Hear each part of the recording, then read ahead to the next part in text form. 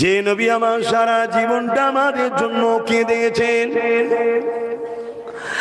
আজ মদিনার রওজা মোবারকে আমাদের জন্য কাঁদে।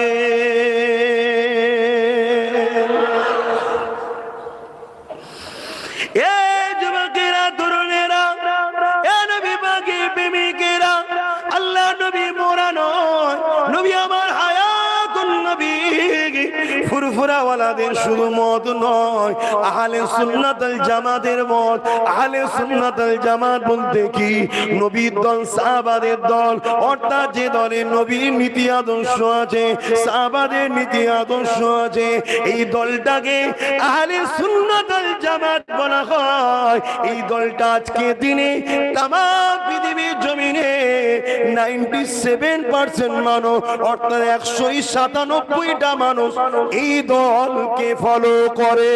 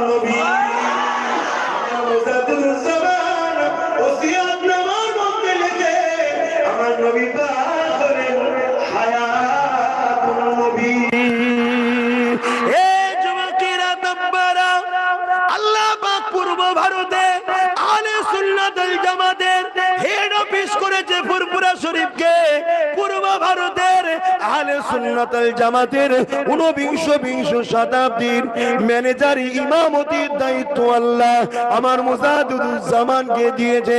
আহলে সুন্নাত ওয়াল জামাতটা হলো আমার রাসূলুল্লাহ দল, এর মালিক হলেন আমার রাসূলুল্লাহ। নবী থেকে আবু বকর সিদ্দিক, আবু বকর সিদ্দিক থেকে ওমর ফারুক, ওমর ফারুক থেকে উসমান গনি, উসমান গনি থেকে মাওলা আলী। এই যে ধারাবাহিক ভাবে আমার মুজাদ্দিদুজ্জামানের কাছে এসেছে, এই ধারাবাহিকতাটাকে বলা হয় সিলসিলা। সিলসিলা খাইনামা কে তা নয়, এটার নাম হলো সিলসিলা। আহলে সুন্নাত ওয়াল জামাতের সিলসিলার ইমাম 19 শতাব্দী পূর্ব ভারতের সম্পূর্ণ দায়িত্ব আমার আবু বকরকে আল্লাহ দিয়েছে।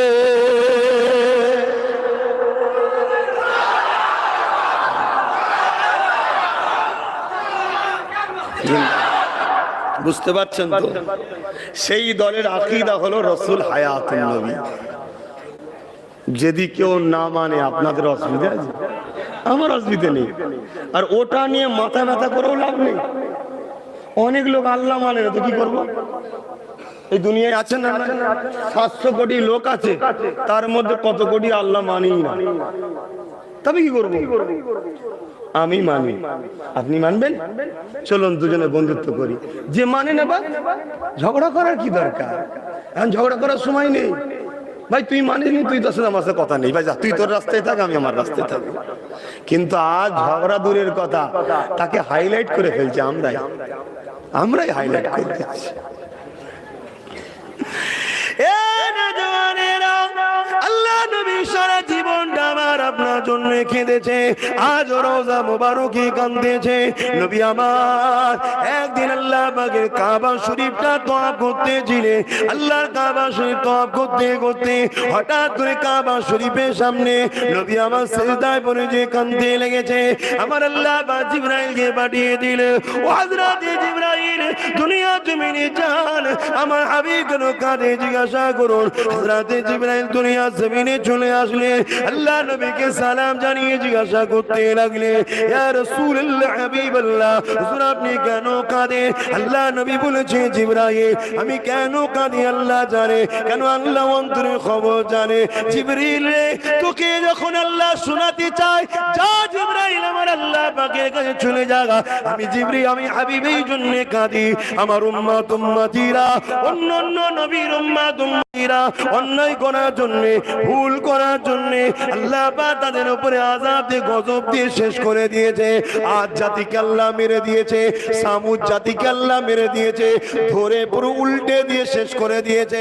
এমন করে লূত জাতিকে আল্লাহ পাক আযাব দিয়ে ধ্বংস করে দিয়েছে।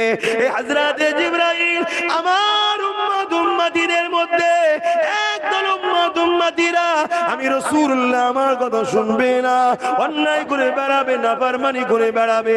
আমি রাসূল এই জন্য কাঁদি, আল্লাহ জানো তাদের উপরে নারাজ হয়েছে, আযাব গজব দিয়ে দুনিয়াকে ধ্বংস না করে দেয়। হযরতে জিবরাইলকে নবী যখন শোনাতে লেগেছে, আল্লাহ আওয়াজ দিয়ে দিলে, আমার হাবিব আপনি সাক্ষী রয়ে যান, আমি আল্লাহ আপনাকে বড় ভালোবাসি। আপনার খুশির জন্য জানিয়ে দিলাম, যতদিন পর্যন্ত দুনিয়া জমিনে একটা বান্দা বান্দি থাকবে, যে দিল থেকে ওই জমিনের উপরে আমি আল্লাহ আমাকে ডেকে নেবে, মানবে, ভালোবাসবে, যে দিল থেকে ওই জমিনের উপরে আপনাকে পেয়ার করবে, ভালোবাসবে, আমি আল্লাহ তার খাতিরে ততদিন পর্যন্ত দুনিয়া জমিনে আযাব গজব দিয়ে দুনিয়াকে আমি আল্লাহ ধ্বংস করে দেব না।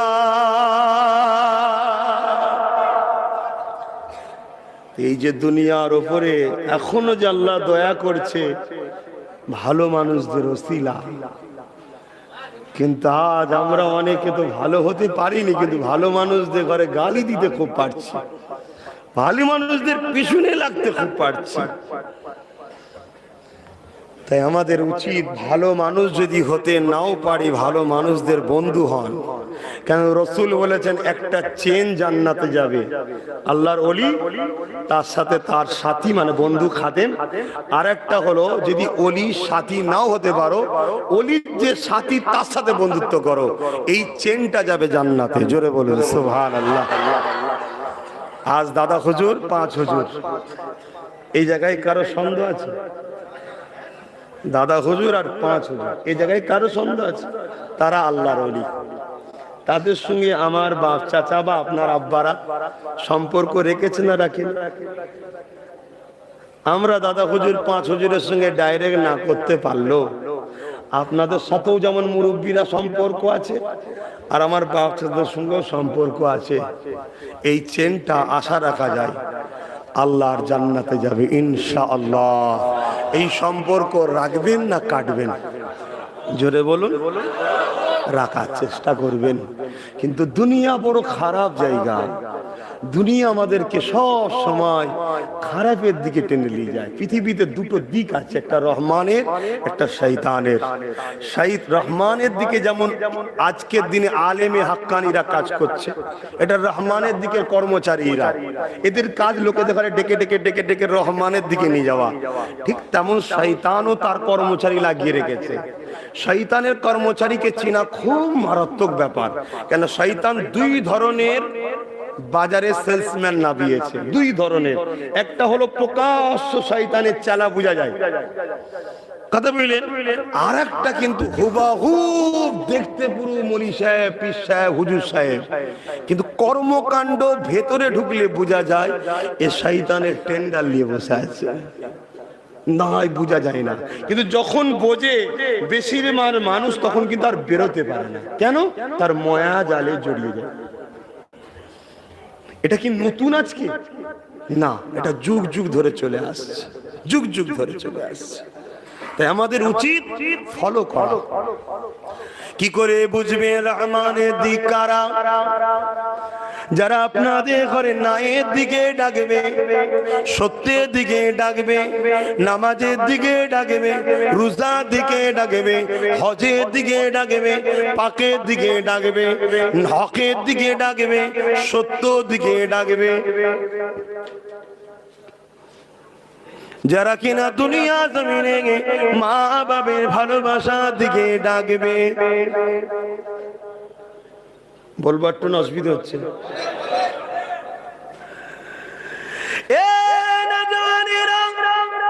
রহমানের দিকে কারা বুঝবেন কি করে? প্রকাশ্য যারা শয়তানের থেকে তাদেরকে চেনা যায়। কিছু কিছু সাধু রয়েছে, মুখ ভর্তি দাড়ি, মাথায় টুপি, পরনায় জুব্বাও লাগিয়ে রাখে, তথাপিও তাদেরকে চেনা মুশকিল। কেননা তারা লেবাস ধরে রহমানের দলের দিকে, তারা এমন করে সাজে আমরা রহমানের দলের দিকে, কিন্তু তাদেরকে চিনবেন কি করে? এই চিনার একটা রাস্তা হলো, তারা সর্বসময় দেখবেন আপনাকে অন্যায়ের দিকে ডাকবে, আপনাকে পাপের দিকে ডাকবে, আপনাকে নাজায়েজি কাজের দিকে ডাকবে। যদিও প্রকাশ্য না ডাকে, তারা ঘুরিয়ে ফিরিয়ে দেখবেন অন্যায়কে সাপোর্ট করবে, ন্যায়কে কখনো সাপোর্ট করতে চাইবে না। এই নবী আমার জানিয়ে দিলেন, যারা অন্যায়ের পক্ষে তাদের মধ্যে ঈমান বলে কিছু নাই, যারা অন্যায়কে ঘৃণা করে না তাদের দিল তো ঈমান বলে কিছু নাই। তাই আমি আপনাদেরকে বলে যাব, আল্লাহর রাস্তায় ঈমানটাকে বাঁচান, নবী পাকের দ্বীনকে ভালোবাসো, রাসূলুল্লাহকে ভালোবাসো। যারা ভালোবেসেছে তাদের থেকে শিক্ষা নান। এই যুবকেরা, আজ আমার দাদা বিশ্বে রয়েছেন, ইনার 30 পোস্টের দাদু আল্লাহ নবীর সাহাবী হযরত আবু বকর সিদ্দিক আমার নবীকে কেমন ভাবে ভালোবেসেছিলেন একটু শোনেন। একদিন নবী আমার মদিনার নববী শরীফে বসে রয়েছে, সাহাবা হুজুররা সব রয়েছে, আল্লাহ নবীকে সাহাবারা একজন এক একটা কথা বলতে লেগেছে। কেউ উঠে দাঁড়িয়ে বলে, ইয়া রাসূলুল্লাহ, হাবিবাল্লাহ, আমাকে দৈনিক প্রতিদিন নামাজের মধ্যে দাঁড়িয়ে দাঁড়িয়ে দিনটা কাটাতে ভালো লাগে, রাতটাও নামাজের মধ্যে দাঁড়িয়ে দাঁড়িয়ে ভালো লাগে। কেউ বলে, ইয়া রাসূলুল্লাহ, হাবিবাল্লাহ, আমাকে সর্বসময় আল্লাহর কাবা শরীফটা তওয়াফ করতে ভালো লাগে। কেউ বলে, ইয়া রাসূলুল্লাহ, হাবিবাল্লাহ, বছরে 5টা দিন ছাড়া বাকি বছর রোজা রাখতে ভালো লাগে। এক একজন এক একটা ভালো ভালো কথা বলে। নবী আমার শুনে বড় খুশি হয়, কেননা যে মানুষগুলো একটা সময় নিজের ভাই ভাইকে মারতো, অন্যায় ফিতনা ফাসাদের মধ্যে জড়িয়ে থাকতো, আজকে সেই এলাকার মানুষগুলো আল্লাহকে এত ভালোবাসে। তাই নবী আমার বড় খুশি হতে লেগেছে। ঠিক এমনই সময় একটা মানুষ উঠে দাঁড়ালো, যিনি অন্য কেউ নয়, আমার মুজাদ্দিদুজ জামানের 30 পোস্টের পূর্বপুরুষ হযরত আবু বকর সিদ্দিক উঠে দাঁড়িয়ে বললেন, ইয়া রাসূলুল্লাহ, হাবিবাল্লাহ, আবু বকরের বাপ মা আপনার কদমে কুরবান হয়ে যায়, আবু বকরের জানমাল আপনার কদমে কুরবান হয়ে যায়। ইয়া রাসূলুল্লাহ, হাবিবাল্লাহ, যদি ইজাজত দেন আমি আবু বকরের কিছু ভালো লাগে একটু বলবো। আল্লাহ নবী বললেন, বড় বাবা আবু বকর কি বলবে? ওই সময় আবু বকর সিদ্দিক বলেছিলেন, ইয়া রাসূলুল্লাহ, হাবিবাল্লাহ, আমাকেও কিছু ভালো লাগে। সর্বপ্রথম যেটা হলো, আমাকে ভালো লাগে, আমার শুধু মনে হয় আপনার নূরের চেহারার দিকে শুধু তাকিয়ে থাকি। আরো জোরে বলুন সুবহানাল্লাহ।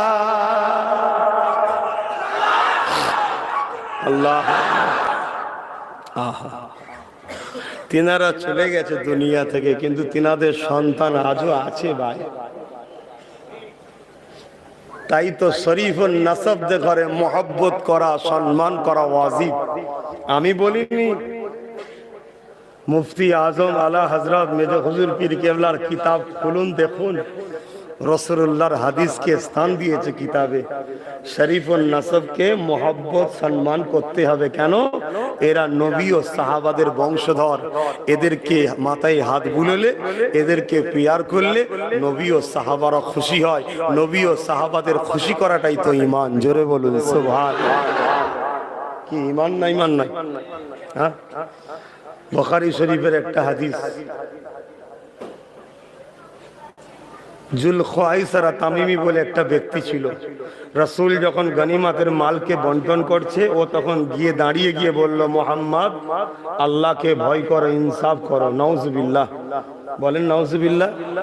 আমার রাসূলের থেকে আল্লাহকে বেশি কেউ চেনে? আমরা শুনে আল্লাহ বিশ্বাসী, রাসূল খোদ নিজে দেখেও এসেছে। জোরে বলুন সুবহানাল্লাহ। আমরা আল্লাহকে দেখতে পাই না, সেজদা দিই। নবী আল্লাহ দেখে আল্লাহকে সেজদা দিয়েছে। জোরে বলুন সুবহানাল্লাহ। কোথায় রাসূল? সেই নবী পাক সাল্লাল্লাহু আলাইহি সাল্লামকে বলছে আল্লাহকে ভয় করো, ইনসাফ করো। কেন?